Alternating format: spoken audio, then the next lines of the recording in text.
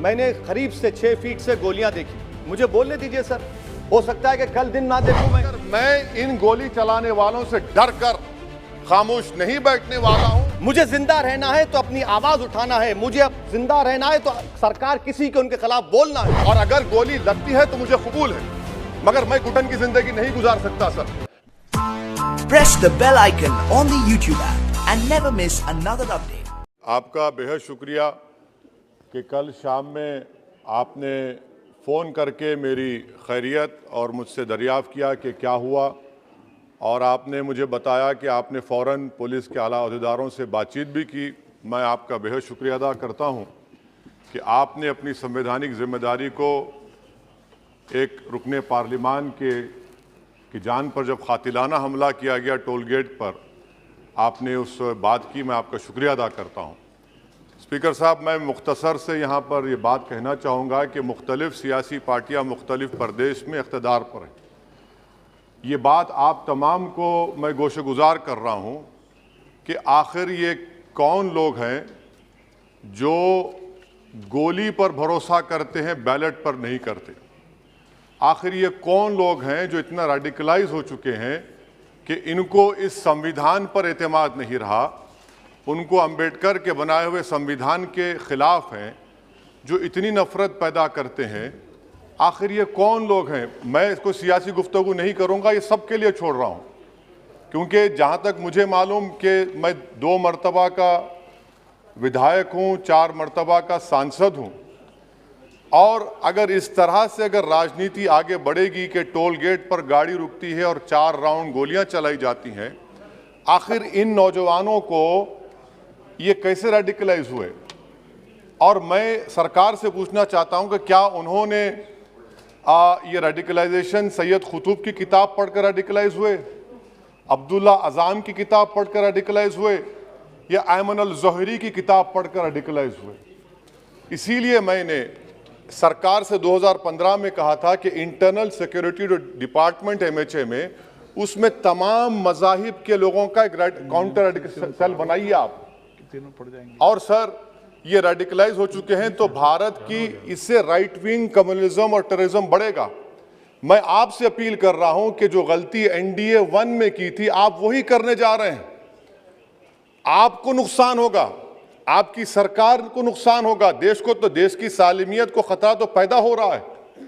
Sir, मैं आपके जरिए से सरकार को ये भी बताना चाहूँगा कि जिन लोगों ने ये रेडिकलाइजेशन किया है, आप इस पर गौर करिए, इन पर UAPA क्यों नहीं लगाते आप? अगर कोई स्पीच देता है, अगर कोई फेसबुक पर किसी क्रिकेट मैच पर किसी टीम की तायीद करता है तो UAPA लगता है। एक सिटिंग MP के ऊपर UAPA नहीं लगेगा सर। मैं सरकार पर छोड़ता हूं। सर, चौथी बात यह है कि रेडिकलाइजेशन की जब बात होती है, हमने यहां पर एक कांग्रेस के बड़े नेता से सुना कि 2 भारत हैं दौलत के एतबार से। नहीं सर, भारत की दौलत मोहब्बत है। भारत की दौलत पैसों की दौलत नहीं है, भारत की दौलत मोहब्बत है। हाँ, 2 भारत हैं, एक मोहब्बत पर जो पिछले कई बरसों से आबाद है, और एक नफरत पर भारत बन रहा है। तो क्या आप दौलत की भारत की मिसाल देंगे या मोहब्बत की भारत की मिसाल देंगे? अगर मोहब्बत की भारत की मिसाल देंगे तो उसमें आपको मेरी जबान को रोकने के लिए गोली चलाने की जरूरत नहीं है। इस 2 भारत को समझने की जरूरत है। सर, खत्म सर, मुझे खत्म सर सुनिए सर, मैंने करीब से 6 फीट से गोलियां देखी। मुझे बोलने दीजिए सर, हो सकता है कि कल दिन ना देखूं मैं। अगर मैं यहां पर नहीं बोलूंगा तो कहां बोलूंगा सर? आप मुझे प्लीज बोलने दीजिए। सर, मैं आपसे गुजारिश ये करना चाहूंगा कि आप हरिद्वार में, रायपुर में और इलाहाबाद प्रयागराज में मेरे बारे में क्या कहा गया, आपके नायबी की रिपोर्ट है ना, आप क्यों छुपा रहे उसको? देखिए, मैं मौत से नहीं डरने वाला हूं, हम सबको जाना है इस दुनिया से, बल्कि मैंने कह दिया कि मैं इस वतन में पैदा हुआ, मेरी मां की कोख से तो जमीन पर लिटाया गया।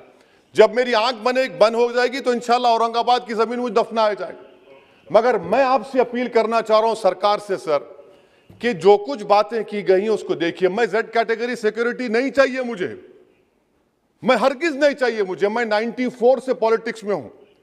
मैं आजाद जिंदगी गुजारना चाहता हूं। मैं घुटन के साथ जिंदा नहीं रह सकता इस दुनिया में।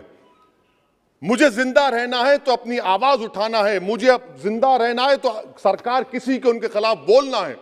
और अगर गोली लगती है तो मुझे कबूल है, मगर मैं घुटन की जिंदगी नहीं गुजार सकता सर। मेरा मानना यह है कि संविधान में अगर देश के गरीबों को, मजलूमों को, अल्पसंख्यक समाज को सिक्योरिटी मिलेगा तो मुझे मिलेगी। सर आपकी चिंता हमें है ना सर, मैं इसलिए सिक्योरिटी दे रहे हैं सर आपको नहीं सर।